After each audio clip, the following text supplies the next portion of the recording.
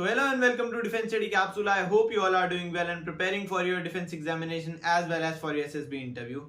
पिछली वीडियोस में मैंने आपसे बात करी है कि आप एनडीए में कैसे रिटर्न क्लियर कर सकते हो, सीडीएस कैसे रिटर्न क्लियर कर सकते हो, एफकेट कैसे क्लियर कर सकते हो और एसएसबी में कैसे आप रिकमेंड हो सकते हो. सो मोस्टली हमने सिलेक्शंस की बात करी है, कभी हमने रिजेक्शन की बात नहीं करी और मैंने भी अपनी रिजेक्शन के बारे में आपको ज्यादा शेयर नहीं करा है कि कैसे मैंने रिजेक्शन फेस किए और कैसे मैंने अपने आप को इंप्रूव किया so as to get recommended in my third attempt.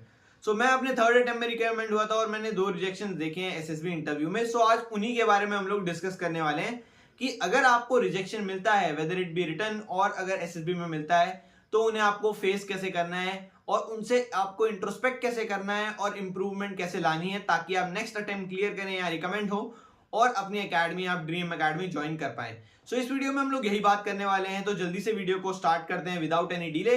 My name is Sachin Upadhyay, you are watching Defence Study Capsule. Let's get started.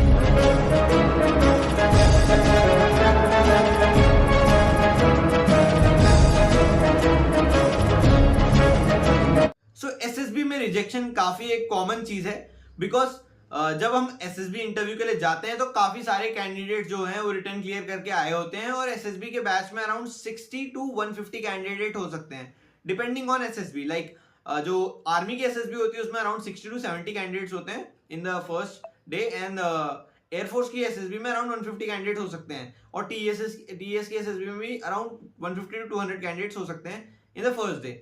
सो बहुत सारे कैंडिडेट्स एक दिन में ही रिपोर्ट करते हैं इन द सेम एसएसबी. सो जो सिलेक्शन रेट है काफी कम होता है, इनमें से अराउंड 1 to 5 कैंडिडेट जो होते हैं वो सिलेक्ट होते हैं, कभी कभी वो भी नहीं होते, पूरा बैच वॉश आउट हो जाता है. सो एसएसबी में rejection is very common and उसको आपको इंप्रूव कैसे करना है अपने आप को इंट्रोस्पेक्ट कैसे करना है ताकि आप अगली एसएसबी में रिकमेंड हो पाओ, इस चीज के बारे में डिस्कस करना बहुत ज्यादा इंपॉर्टेंट है. सो सबसे पहले मैं बात करता हूं कि एसएसबी में रिजेक्शंस होते कितने टाइप के हैं. फर्स्ट ऑफ ऑल एसएसबी में जो आपका डे 1 होता है स्क्रीनिंग प्रोसेस जिसमें काफी सारे कैंडिडेट जो होते हैं वो आते हैं फर्स्ट डे में और उनमें से जो है एसेसर्स को कुछ कैंडिडेट छांटने होते हैं, those who will stay for the next 4 days. सो सबसे पहले स्क्रीनिंग प्रोसेस होता है जो मैंने आपको समझा रखा है स्क्रीनिंग प्रोसेस में क्या क्या होता है, पीपीडीटी, ओआईआर, ठीक है. उसके बाद जो कैंडिडेट सेलेक्ट होते हैं उनको फर्दर 4 days के लिए स्टे कराया जाता है, बाकी सबको घर भेज दिया जाता है. सो फर्स्ट जो आपका रिजेक्शन होता है वो होता है स्क्रीन आउट. तो स्क्रीन आउट में आप स्क्रीनिंग प्रोसेस से बाहर हो जाते हैं और आपको पहले ही दिन घर भेज दिया जाता है. So that is the most painful part जहां पे आपको अपना सामान भी नहीं खोलने देते, सिर्फ जो आपका पहला टेस्ट हुआ, स्क्रीनिंग प्रोसेस हुआ, एक दिन में ही आपको घर भेज दिया अगर आप रिजेक्ट हो जाते हो तो. That is the most painful part because आप प्लान करके आए होते हो यार मैं 5 दिन एसएसबी में रहूंगा, काफी कुछ सीखने को मिलेगा, बट फर्स्ट डे अगर आप आउट हो जाते हो तो काफी डिसहार्टनिंग होता है और आपकी सारी जो रिटर्न की मेहनत होती है वो सिर्फ एक दिन में वेस्ट हो जाती है, आपने कितनी मेहनत करी होती है रिटर्न क्लियर करने में. So it is important that you prepare for the screening process very well ताकि आप पहले दिन बाहर ना हो. Screening process is very crucial. अगर आप पहले ही दिन बाहर हो जाते हो that is a very bad setback to your confidence. आपकी कॉन्फिडेंस को भी एक धक्का लगता है कि यार मैं यार पहले दिन बाहर हो गया, इतना मुश्किल से रिटर्न निकला था. सो इट इज इंपॉर्टेंट कि आप स्क्रीनिंग के लिए अच्छे से तैयारी करो. तो फर्स्ट हमारा जो रिजेक्शन है वो स्क्रीन आउट है. आप स्क्रीन आउट हो सकते हैं जिसे एसओबी कहते हैं इन योर एसएसबी. सेकेंड जो रिजेक्शन होता है that is a conference out. Conference out is जब आपका लास्ट डे होता है एसएसबी का, 5th डे होता है, तब आपको रिजल्ट के लिए कॉन्फ्रेंस कराई जाती है जिसमें सारे एसेसर्स आपके सामने बैठे होते हैं और आपसे वो एक्सपीरियंस पूछते हैं कि आपकी पूरी एसएसबी में आपका एक्सपीरियंस कैसा रहा. सो 4th जो आपका 5th डे होता है उसमें आपकी कॉन्फ्रेंस के बाद जब सबकी कॉन्फ्रेंस हो जाती है उसके बाद आपका रिजल्ट सुनाया जाता है. तो जो उसमें सेलेक्ट हो जाते हैं उन्हें रिकमेंडेड कह दिया जाता है और जो उसमें बाहर हो जाते हैं वो कॉन्फ्रेंस आउट हो जाते हैं. अब इनमें डिफरेंस है. कॉन्फ्रेंस आउट जब आप हो जाते हैं तो अगर आप नेक्स्ट एसएसबी में आते हो तो आपको एज ए रिपीटर ट्रीट किया जाता है. Repeater is a person who has the experience of the SSB. उसके पास एसएसबी का एक्सपीरियंस है पूरे 5 दिनों का. So he is a repeater, he knows कि कैसे परफॉर्म करना है. So he is expected a little more to perform good. और जो फर्स्ट हमने रिजेक्शन बात करी that is a screen out, उसमें स्क्रीन आउट जो बंदा होता है उसके पास ज्यादा एक्सपीरियंस नहीं होता. अगर आप स्क्रीन आउट है तो आपको एज अ फ्रेशर ही ट्रीट किया जाएगा आफ्टर योर स्क्रीनिंग. स्क्रीनिंग में आपको as a screen out treat किया जाएगा कि स्क्रीनिंग का एक्सपीरियंस है, so he should perform better. But अगर आप एसएसबी में स्क्रीन इन हो जाते हैं तो अगर आप पहले स्क्रीन आउट थे तो अब आपको फ्रेशर्स ही ट्रीट किया जाएगा बिकॉज आपके पास कोई एक्सपीरियंस नहीं है ऑफ SSB इंटरव्यू जो नेक्स्ट 4 डेज है उसका। जैसा कि मैंने आपको बता दिया, there are 2 types of rejection in SSB, screen out, conference out. So मैं अपनी बात करूं तो मैंने 2 कॉन्फ्रेंस आउट देखे हैं इन माय फर्स्ट SSB जो 14 SSB इलाहाबाद में थी ड्यूरिंग माय 12th क्लास। मैं जब 12th में था तो मैंने अपना रिटर्न 12th में ही क्लियर कर लिया था, और आफ्टर दैट कोविड आ गया था तो हमारी SSB मार्च के टाइम पे नहीं हो पाई थी, इट शिफ्टेड टू जून। तो हम लोग जून में गए थे SSB देने, और मेरा सेंटर था 14 SSB Allahabad. So as a fresher मैं स्क्रीन इन तो हो गया था काफी आसानी से, बिकॉज मेरी थोड़ी कम्युनिकेशन स्किल्स ठीक थी, मैंने उस पर वर्क किया था। बट आफ्टर दैट मेरे पास इतना ज्यादा एक्सपीरियंस नहीं था, मैं ज्यादा सोशल भी नहीं था, तो मैं GTO टास्क में अच्छा परफॉर्म नहीं कर पाया। Personal interview was also normal, मतलब good, at a good level only, but GTO में इतना अच्छा परफॉर्म नहीं कर पाया बिकॉज मैं कोऑर्डिनेट नहीं कर पा रहा था। बहुत सारे लोग थे वहां पे, बहुत सारे जो मेरे फेलो कैंडिडेट्स हैं उनसे कोऑर्डिनेट नहीं कर पा रहा था। सो उसकी वजह से आई थिंक मेरा जो GTO टास्क था काफी अच्छा नहीं किया था, और मैं उसमें कॉन्फ्रेंस आउट हो गया था। So I have the experience of getting conference out, कैसा लगता है मुझे पता है कॉन्फ्रेंस आउट होने में। सो सेकेंड SSB में जब मैं गया था, दैट वाज TS SSB, उसमें भी मैं कॉन्फ्रेंस आउट हो गया था, उसमें तो पूरा बैच वॉश आउट हो गया था हमारा। So that was also painful part, उसमें मैंने परफॉर्म अच्छा किया था, मेरा GTO टास्क भी मतलब कंसिडरिंग द फर्स्ट अटेम्प्ट मेरा GTO टास्क भी काफी अच्छा गया था। So in the second attempt also I got conference out, so it was very disheartening. तो मेरे को पता है भाई कैसे कम बैक करना है, क्या चीजें देखनी है, किस चीज की वजह से आप जो है वो कॉन्फ्रेंस आउट हो सकते हो, वो मेरे को पता है। सो उसके बारे में बताता हूँ।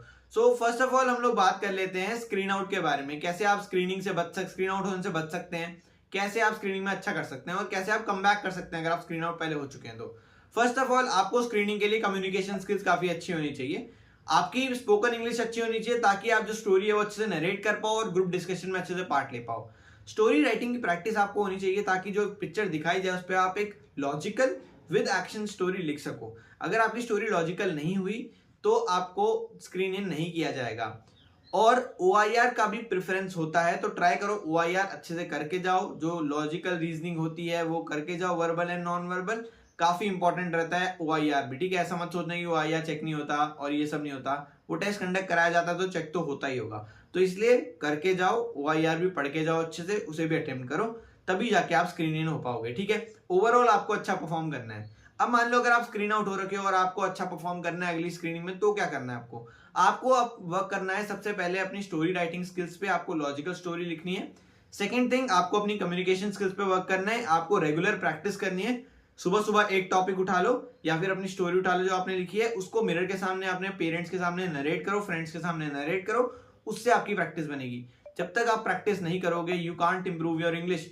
और वहां पे जो इंग्लिश बोली जाती है, वहां पे आपको जब ग्रुप डिस्कशन करना होता है, वहां पे जब आपको 1 मिनट में स्टोरी नरेट करनी होती है, so that is a very different thing. आपको उसकी प्रैक्टिस होनी चाहिए कि आप 1 मिनट में कैसे स्टोरी नरेट कर सकते हो, कैसे अपने पॉइंट्स उठा सकते हो ग्रुप डिस्कशन में। So try to participate in group discussion, try to practice narration. जो हमारा टेलीग्राम ग्रुप है उसमें हम लोग स्टार्ट करने वाले हैं, जो GDs हैं एंड SSB के जो हमारे नरेशन है वो स्टार्ट करेंगे, उसे ज्वाइन कर लेना, ग्रुप का लिंक डिस्क्रिप्शन में मैं दे दूंगा। So that will help you improve your spoken English as well as narration. ये बात हो गई स्क्रीन आउट की। अब हम लोग बात करते हैं कॉन्फ्रेंस आउट की। कॉन्फ्रेंस आउट SSB में मल्टीपल रीजंस की वजह से आप हो सकते हैं। स्क्रीनिंग का पार्ट हटा दो, अब स्क्रीनिंग ज्यादा आपको इंपैक्ट करेगी नहीं, OIR कर सकता है, बट स्क्रीनिंग का जो बाकी का पार्ट है वो आपको अब पूरी SSB में इंपैक्ट नहीं करेगा आगे का 4 दिन। अब रीजन हो सकता है सबसे पहले पर्सनल इंटरव्यू। पर्सनल इंटरव्यू आपका इंटरव्यूअर 1-to-1 इंटरेक्शन होता है आपका इंटरव्यूअर के साथ, और उसमें आपको अपने पर्सनल डिटेल्स पूछता है, वो आपके पास्ट एक्सपीरियंसेस पूछता है, आपकी हॉबीज, इंटरेस्ट वगैरह ये सब पूछते हैं। तो वहां पे आपको सबसे पहले ट्रुथफुल होना है, मतलब जो आपने लिखा है, जो आपके साथ हो रखा है वही आप बताएं, because they can catch the lies very easily, बहुत आराम से वो झूठ पकड़ लेते हैं।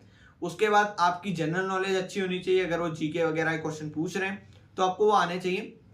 जिस फोर्स के लिए आप अप्लाई कर रहे हैं, जैसे आर्मी, नेवी, एयरफोर्स, तीनों के बारे में वैसे आपको अच्छी इन्फॉर्मेशन होनी चाहिए। बस जिसकी SSB में गए उसके बारे में थोड़ी ज्यादा इन्फॉर्मेशन होनी चाहिए। लाइक आर्मी में अगर आप ज्यादा इंटरेस्टेड हैं तो आपके पास आर्मी की अच्छी इन्फॉर्मेशन होनी चाहिए, और नेवी, एयरफोर्स के लिए वाइस वर्सा।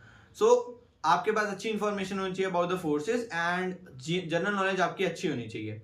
और आपको लॉजिकल आंसर्स देने हैं। कभी कभी वो क्वेश्चंस पूछ लेते हैं लाइक इस कमरे की हाइट कितनी होगी, विड्थ कितनी होगी, ठीक है, लेंथ कितनी होगी, एंड कुछ साइंस के क्वेश्चंस पूछ लेते हैं लाइक बर्नौलीज प्रिंसिपल। सो आपको अवेयर रहना है, ठीक है, इन सब चीजों के बारे में, और लॉजिकल आंसर्स देने हैं। सो जीटीओ टास्क की बात कर लेते हैं। तो जीटीओ टास्क में आपको अपने जो फेलो मेट्स हैं उनके साथ अच्छा कोऑर्डिनेशन बनाए रखना है, बार बार उनको मोटिवेट करना है कि हम लोग ये टास्क कर लेंगे। जो ग्रुप टास्क में जनरल नॉलेज वाली चीज है ग्रुप डिस्कशन में, वो आपकी अच्छी होनी चाहिए ताकि आप ग्रुप डिस्कशन लेक्चरेट में अच्छा परफॉर्म कर पाओ। साथ ही साथ आपकी स्पोकन स्किल्स भी अच्छी होनी चाहिए ताकि आप कोऑर्डिनेट अच्छे से कर पाओ टीममेट्स के साथ। GP, group discussion and lecturette में आप अच्छा परफॉर्म कर पाओ। सो ये चीजें बहुत इंपॉर्टेंट है। अब मान लो कि अगर आप एसएसबी में कॉन्फ्रेंस आउट हो गए हो तो कम बैक कैसे करना है। सबसे पहले तो try to improve your spoken English. सारे ऑलमोस्ट टास्क में spoken English is a very crucial thing. Spoken English आपकी अच्छी होनी चाहिए।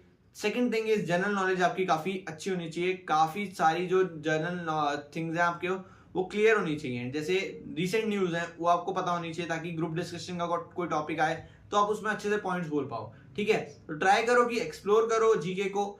बहुत सारे टॉपिक्स जो हैं उनको एक्सप्लोर करो, जो पुराने टॉपिक्स हैं उन्हें भी पढ़ो ताकि आपकी जनरल नॉलेज बने रहे। साथ ही साथ आपको कोऑर्डिनेशन मेंटेन करना है टीममेट्स में। आपको पता होना चाहिए कि कौन से टास्क होने वाले हैं, कैसे वो होंगे, किस तरीके से अप्रोच करना है, किस तरीके से जीरो टास्क कंडक्ट कराया जाता है। इसकी काफी सारी वीडियोस भी हैं यूट्यूब में, वो आप देख सकते हो। ठीक है, तो ऐसे आप अपनी पूरी कॉन्फ्रेंस आउट की और रीजन जो है आपके वो ट्राई करो इंट्रोस्पेक्ट करने का कि कॉन्फ्रेंस आउट क्यों हुए। क्या पता आपने इंटरव्यू में कुछ गलती करी हो, क्या पता जीरो टास्क में कोई गड़बड़ हुई हो, या फिर क्या पता आपकी कॉन्फ्रेंस में कुछ आपने ऐसा बोल दिया हो जिसकी वजह से आप कॉन्फ्रेंस आउट हो गए हो। सो ट्राई करो इंट्रोस्पेक्ट करने का कि यार मेरे एसएसबी अटेम्प्ट कैसा गया, मैंने क्या किया, मैंने कितने आंसर सही दिए, या फिर मैंने किस पॉइंट पे गलती करी, वो आप इंट्रोस्पेक्ट करो। उससे आपको काफी हेल्प मिलेगी और उसे ट्राई करो इंप्रूव करने का। मोस्टली जो चीजें होती हैं वो स्पोकन इंग्लिश, जनरल नॉलेज और कोऑर्डिनेशन पे ही बेस्ड होती हैं। इन्हीं तीन चीजों की वजह से रिजेक्शन आते हैं। सो ट्राई करो इन तीनों चीजों के ऊपर वर्क करने की और टेलीग्राम ग्रुप ज्वाइन कर लो। इससे आपकी हेल्प मिलेगी। हम लोग जब जीडीज वगैरह करेंगे तो आपकी हेल्प मिलेगी कोऑर्डिनेशन वगैरह मेंटेन करने में, और स्पोकन इंग्लिश नरेशन आपकी अच्छी हो जाएगी। ठीक है, सो यही मैं बोल सकता हूँ कि try to work hard on your spoken English, general knowledge as well as coordination with the teammates. That will help you to clear your SSB in the very first attempt. मैंने एक सीरीज बनाई है SSB interview के ऊपर जिसमें मैंने बहुत सारी वीडियोस बना रखी हैं अबाउट द होल प्रोसीजर। बहुत ही डिटेल वे में मैंने शेयर किया है अबाउट द होल प्रोसीजर, तो जाके उसे देखो। That is very important for you to clear your SSB interview. That will help you a lot. उसका लिंक मैं डिस्क्रिप्शन में दे दूंगा और आई बटन में भी आ रहा होगा उसका link. So go and check that playlist out, और काफी हेल्प करेगी वो आपकी playlist to clear your SSB, whether you are a repeater or a fresher. काफी ज्यादा हेल्पफुल रहने वाली है आपके लिए। So go and check that out. So hope करता हूं आपको वीडियो पसंद आई और मैंने काफी चीजें क्लियर करी हो इस वीडियो में। अगर आपको कोई और डाउट है, किसी और वीडियो की आपकी डिमांड है, तो आप वो कमेंट सेक्शन में लिख सकते हैं। I check that out and try करूंगा मैं बनाने की as soon as possible. So that is all for the video. Till the next video, Jai Hind to all.